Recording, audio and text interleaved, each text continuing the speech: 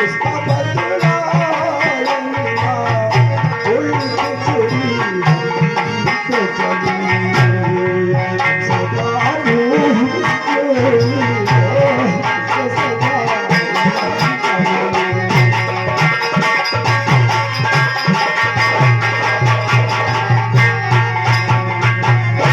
भैया। ठीक है भैया, मैं जा रहा हूँ और आप इतनी दूर निकल जाए। ठीक है भैया, दिखाई लेकिन जल्लाद भैया आपने आज मुझ पर जो मेहरबानी की है, ये विक्रम मरते दम तक इस मेहरबानी को याद रखेगा। और तेरी मेहरबानियाँ, तेरी कदरदानियाँ, तेरी मेहरबानियाँ, तेरी कदरदानियाँ, कुर्बान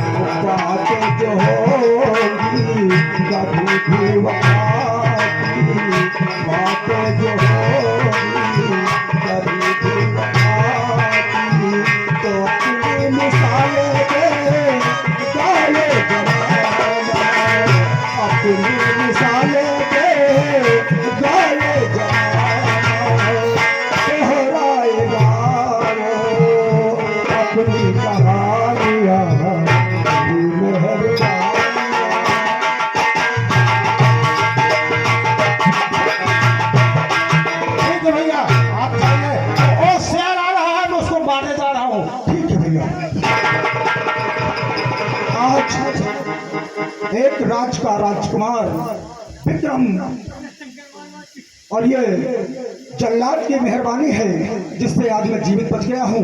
मुझे इस वन की तरफ जाकर के देखना चाहिए, मैं किधर जाऊं तो किधर जाऊं। ठीक है, मैं इस तरफ जाकर के देखता हूँ।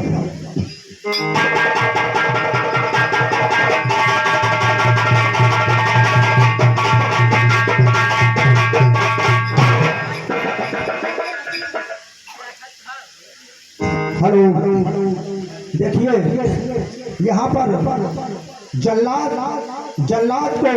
के हाथों से विक्रम छोड़ दिया जाता है और उसके पश्चात देखिए जल्लाद पहुंचता है महारानी के पास।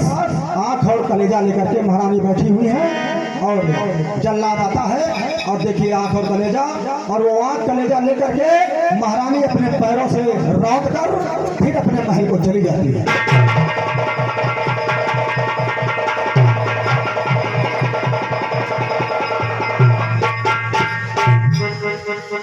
महारानी की जय हो।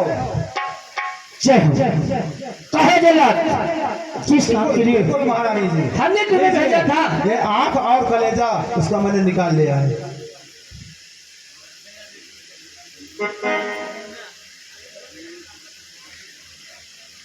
विक्रम, देखा? ठीक है, तुम जा सकते हो। ठीक है महारानी।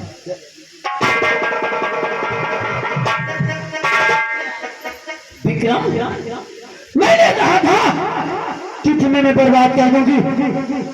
ये पिंगला था, देखा चलिए, मैं तुम्हें बर्बाद करके छोड़ी हूँ। अब मुझे जाना चाहिए अपने स्थान के पास। अब तो प्यार मोहब्बत की बातें करोगी, अब तो रोकने वाला कोई नहीं है। देखिए महारानी चली जाती है और उसके पश्चात महारानी चली जाती है और यहाँ देखिए ये एक वन है और यहाँ पर एक संत बैठकर तपस्या कर रहे हैं। कई वर्षों से तपस्या कर रहे हैं लेकिन उन्हें कोई उसका फल नहीं मिला। वो संत आते हैं और देख लीजिए आपके समक्ष वन में बैठे हुए हैं और तपस्या कर रहे हैं।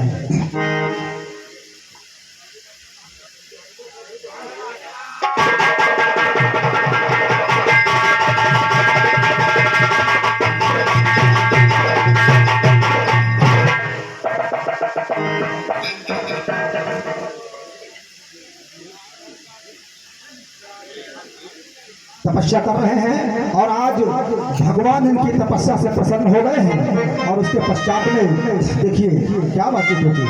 हे वत्स, अपनी आंखें खोलो, अपनी आंखें खोलो वत्स। हे वत्स, तेरी सच्ची भक्ति से मैं हो चुका परिहार हूँ, जो भी मांगोगे भक्त देने को तैयार हूं।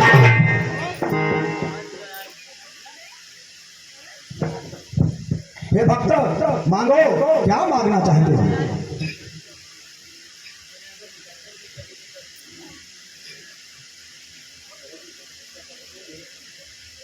मैं बहुत दिन से तपस्या कर रहा हूँ, मुझे तपस्या का फल नहीं मिला है महाराज। ठीक है, तुम्हें तुम्हारी तपस्या का फल नहीं मिला है तो मैं तुम्हें एक अमर फल प्रदान करता हूँ। ये अमर फल जो भी खाएगा वो अमर हो जाएगा। वो अमर होने के साथ साथ वो हमेशा जवान बना रहेगा। ये लो भक्त, ये अमर फल ले जाओ और इसको खा लेना, और इसको खाने के पश्चात तुम हमेशा जवान रहोगे।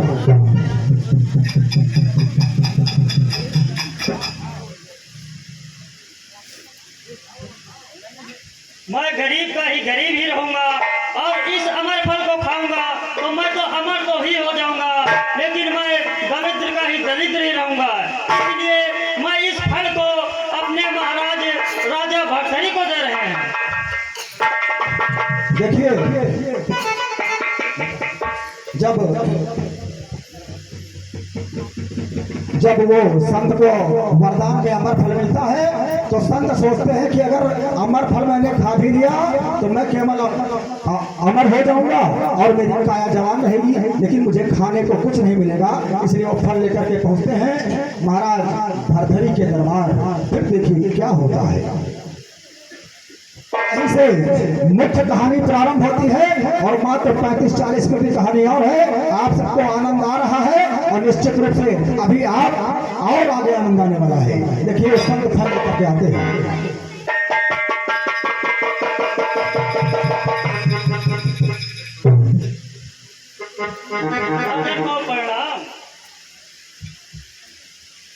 प्रणाम ब्राह्मण देव, कहो कैसे आना हुआ है?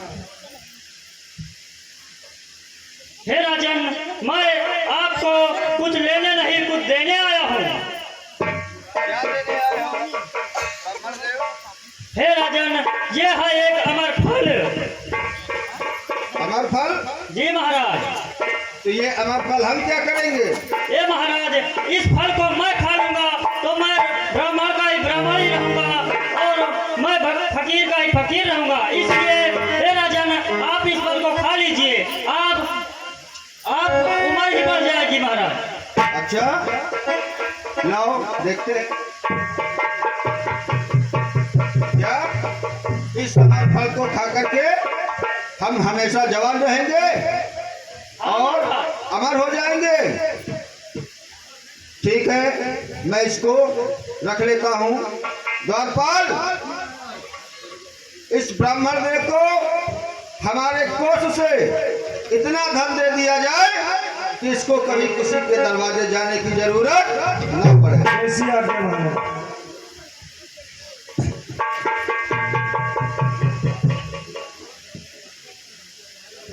अब मैं इस फल को लेकर के अपनी रानी के पास जा रहा हूं और इस फल को हम दोनों लोग आधा आधा बांट करके खाएंगे तो हम भी जवान रहेंगे, हमारी रानी भी जवान रहेंगी और हम दोनों अमर हो जाएंगे। अब मैं चलता हूँ रंग महल।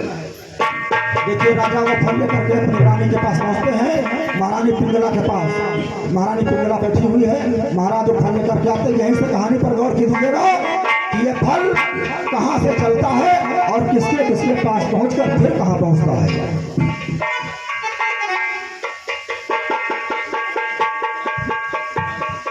के दरबार में महाराज हमारे ऐसे आते हैं और आज तक कोई बात नहीं कहा और महाराज अभी तक कच्छ में नहीं आए। ठीक है, मैं उनका इंतजार करती हूँ।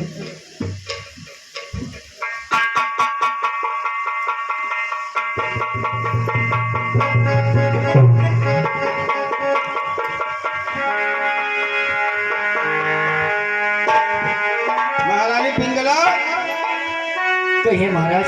आज बहुत खुशी का दिन है।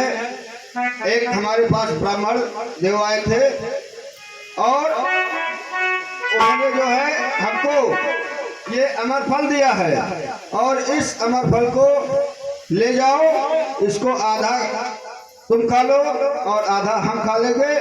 इससे हम दोनों अमर हो जाएंगे और हमेशा जवान रहेंगे। क्या बात है महाराज, हमने जो बात कहा है तो मेरी समझ में तो अच्छी तरह से आ गया, लेकिन मैं इसे कुछ नाटक करके इन्हें पहला फचला कर बात बढ़ा दूंगी ताकि फल जाकर अपने जसपाल को खिलाऊंगी ताकि वो जवान हो जाए, मैं जवान। महाराज कहो महारानी।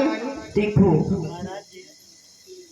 आप भी ये फल लेकर आए और आप काफी थके हुए हैं, तो क्यों ना आराम करें और सुबह पूजा पाठ करके स्नान करके तभी फल को ग्रहण करेंगे। चलो ठीक है महारानी, लेकिन इतना ध्यान रहे इस फल को सुरक्षित रखिएगा, ठीक है? कैसी है आप?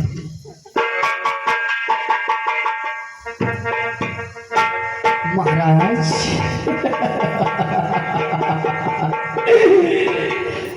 ये पिंगला तो आप नहीं जानते हो कि ये पिंगला वो वाला है जो पत्थर पे शीशे को तोड़ सकती है, लेकिन तुम नहीं जानते हो। अब ये फल जाकर अपने जसपाल को खिलाएंगे ताकि मेरा जसपाल नौजवान है, हमेशा बरकरार रहे, ताकि प्यार मोहब्बत में कोई कमी ना आए। तुम कहाँ हो जसपाल? तू कहाँ है?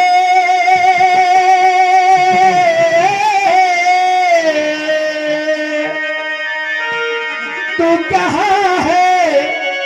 मुझे दिन रात के चाहने वाले, तू कहाँ है? मुझे दिन रात के चाहने वाले,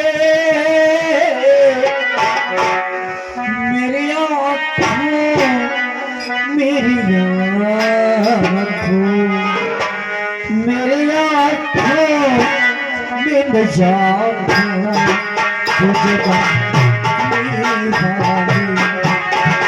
मेरी आँखों में न जाना तुझे तू कहाँ है?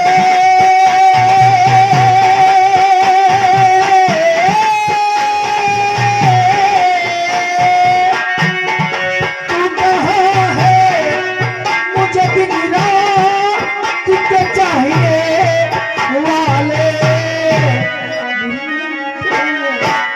न जाना तुझे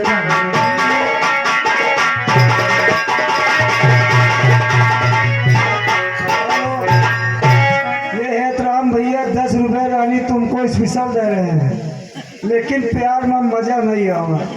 चपक के प्यार करो दोनों जने, हम से देख तो नहीं।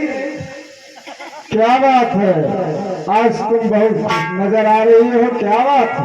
आज इसी बात ही है जितनी खुशी की है।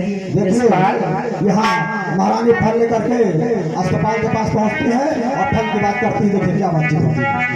जसपाल देखो तुम कितने कमजोर हो।